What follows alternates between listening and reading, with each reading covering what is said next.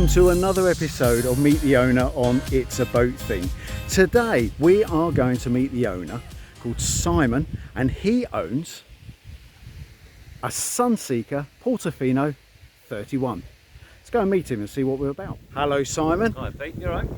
It's tricky to fit it all in one camera shot, so I noticed you got some blinds on the windows for the outside, obviously to protect. Yes, just had a brand new canopy put on. The old one was showing its age because it's been on the sea all of its life.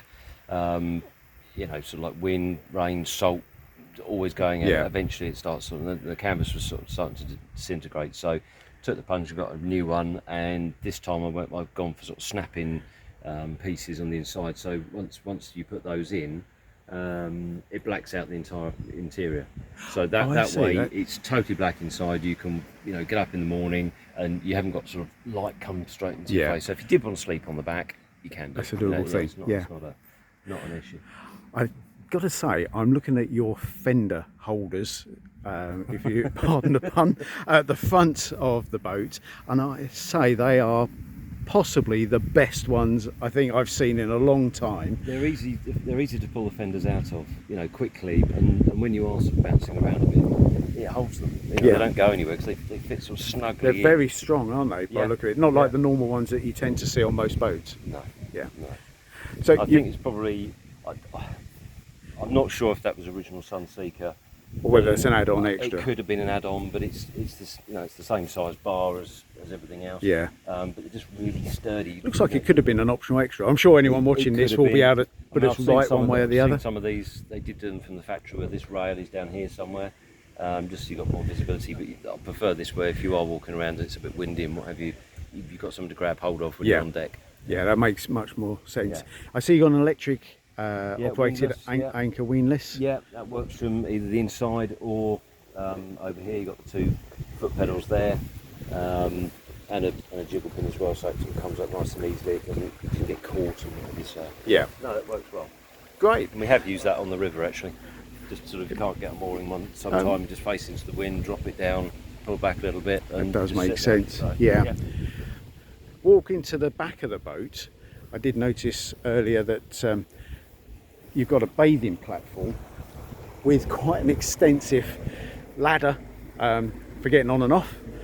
Yes. My son's used that on numerous occasions. So does my daughter. Just slosh it back down into the water, climb down, or you can jump in. But it gives you an easy way of getting back up. You don't have to sort of clamber up onto the bathing platform if you're in trouble, if you need to get out quickly or what have you. And that's what it's there for, really, as its function, isn't it? Its basic function, get someone back out if they need it. Yeah, it's just easy access back onto the boat. And then you can just climb through the centre piece there. It's sort of slightly low. It's got the cover on the moment, but slightly low. So you just walk straight in. Yeah, makes good sense. Yeah. Well, what we do is we move from this pub and we get into the boat and have a look around, if that's okay. Yeah, sure.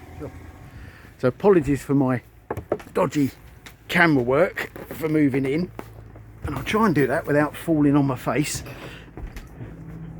Right, I'm in safe. So what's a well-appointed size cabin? We'll look at the dashboard in a moment, but I'm just going to sort of stand to the front of the boat to give you a glance back at the enormous social area that is the back deck of the boat. Now this is quite something. I gather you've held many. We have had some cracking nights on this boat, I have to say. I bet, yeah. Yeah, with quite a few people. Having a young family as well. You know, it's social. You know, they love it. You know, and they've grown up with boats. They've both known the boat ever since they were tiny, sort of thing. And they're always playing up here. They're doing this, that, and the other. I've cleared it up now, obviously. But there's normally cards and children's toys all over the place. But one of the things they do is they pull that back seat out on these runners, and there's an infill cushion, so all that up to here becomes one big sun lounge. So they lie on there, read. That is huge. I mean, iPads and guessing stuff like how wide that is from one side to the other, but I would say that's got to be 7 foot, maybe a touch more. So that means that, you know, adults or kids sun lounging, either or. Yeah, or you can sleep up here. I've slept up here once. And that would make sense with the blackout blinds that you've got with the poppers. And yeah, it's in the summer it's quite nice. You can sort of leave the sides open slightly, just some air coming in. Yeah. It's. Well, I was going to say let's have a little look at the dashboard. The dashboard That's here. exactly how it came out of the factory, with that sort of wooden veneer panelling around it. So the steering wheel isn't the original one, but everything else was. And I've just left it. I don't want to change it to a modern thing with digital readouts and what have you. Yeah. I mean, the engines aren't of a digital type anyway. They're just too old to be that sort of EDC type situation. Yeah. So these are, they're still old analog type dials, but they work. They all work still, and you can unplug them, but there's no computer. So you don't have to plug a laptop into it and find out what's going wrong. So you can do the maintenance on these things as well. Yeah. Most things. I'm not saying I can sort of figure everything out, but no, it's got all the stuff that a more modern boat would have. It's got the trim tabs and what have you, bilge pumps, that kind of thing. The radio's an addition. The VHF radio's an additional item. It's got an alarm system and what have you for, just in case something goes wrong with low oil pressures and stuff like that. Yeah. So, it has got a radar system, albeit an old one. However, it does still work.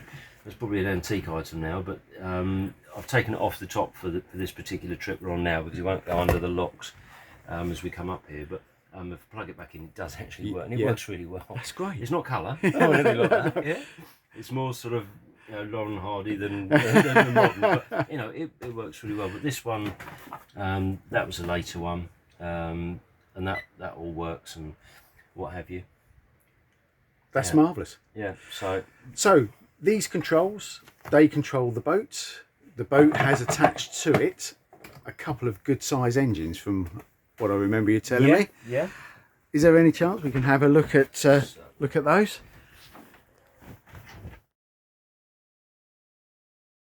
So the engine room on this, and hopefully the camera's starting to pick this up, but they are absolutely enormous. I don't know if you can make it out on the shot, but the bilges are clean, the bilges are dry, but I have no idea how anyone got those two engines through that tiny hole.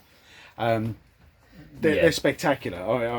What sort of engines are they? Like the CAD 43 made by Volvo Penta. They're basically truck engines. Yeah. But they marinise them so that they've got a heat exchanger system. So as the water comes in from outside through the legs, where the drive is with the propellers. Yeah. The water comes up through there, through a pumping system, and then goes into a heat exchanger, and then goes out the back of that and gone. Yeah. So on the other side of the circuit, you've got this, which is what you'd see in a car, sort of an expansion bottle. Yeah. So that what happens there is that's the inner core of the engine with antifreeze in, etc. Yeah. So that runs through the intercooler as well. So as the cold water comes through the intercooler, it cools the hot water that's in the engine. Yeah, I see. And around the cylinders and what have you. Yeah. Cools that, and then on its way back out through the exhaust. Yeah. Yeah. It's not that difficult to do maintenance on them. I mean, these plates here come up.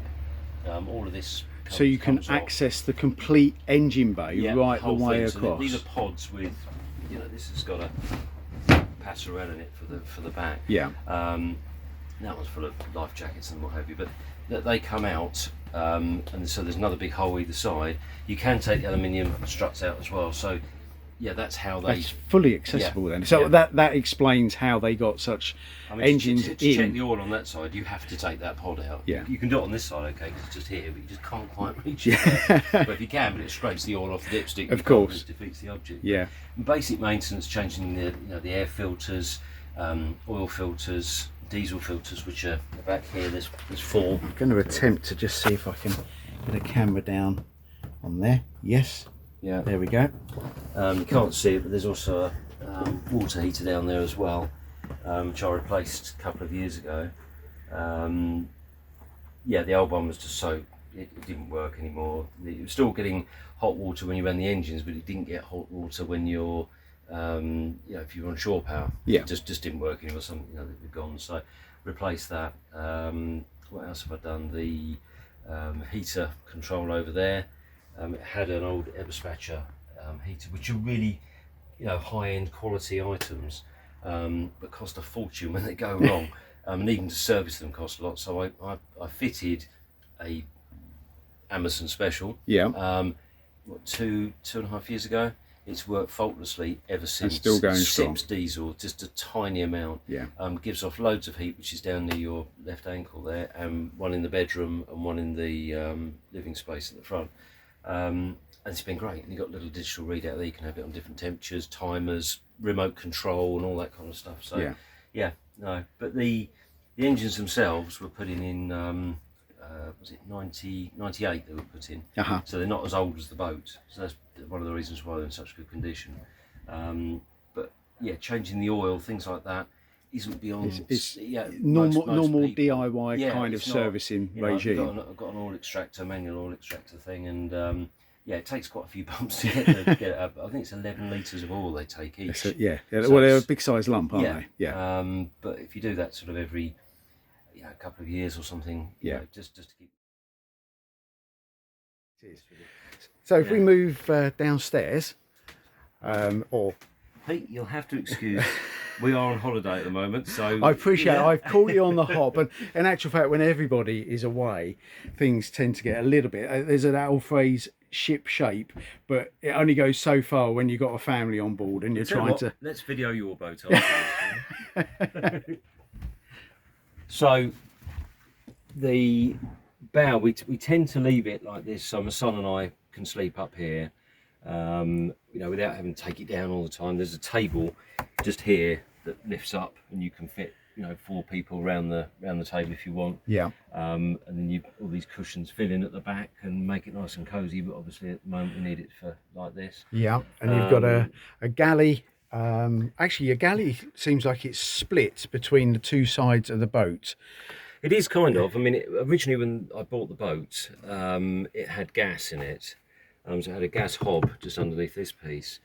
But 2 young children on a boat, gas, it scared me. So I can understand that. I ripped out the hob, took out the tubing, etc., and the gas bottle. Makes it a lot easier for the boat safety certificate on the water as well. Of course, yes. Because if anyone who's been through that experience, the first thing they talk about is drilling holes in your roof to let out the for venting the I wasn't going to start drilling holes in a boat like this. Well, a seagoing boat where you have the potential for the waves to splash over the bow of the boat. Last thing you need is a hole or a vent in the top of it, isn't it? So I just didn't want that. So previous owner even left like Sunseeker brandy things in it as well, bless him. But no, it's ample for 4 people. If you have more than that, they'd be up there and it'd be a bit tight. It's a good size front double to do what you need to do. It is. I mean, we've just got a portable oven we just put in, so we've got 2 rings and an oven, which we've had that about 9 years now, and it really works well. We thought it just lasted a few seasons, but it doesn't. It's really quite good. But yeah, let's say excuse the mess. I'm not. No point. Well, like I say, I caught you on the hop a little bit and pounced on you as my. I think you're my second victim. Meet the owner victim, as is becoming known. But no, that's the. Yeah, this is this piece. The bedroom is. Yeah, I mean you can't really see. Yeah, you've got a. See, that is a good sized bedroom. I can't go all the way round, but that's a good sized double underneath there with a walk-in step so you can stand up to get in. You've got a small wardrobe by the look of it there as well. Small wardrobe there. And a vented porthole out to the outside. And you got a bathroom which that tap pulls out as a shower and things like that. Right, so you've got a shower in the head, and of course it's a sea boat, so we have a sea toilet as well. That's tremendous. It's a good sized boat. I mean it still needs a few things doing to it, like this headline, and this has leaked over the years, so I'm going to replace this. Right, so if we go back up to the top,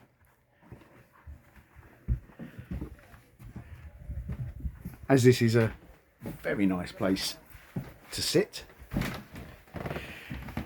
So what are your thoughts for the future? Is this a boat that is a forever boat, or is it an intermediate? kind of like to say that it is the boat because I've always wanted one.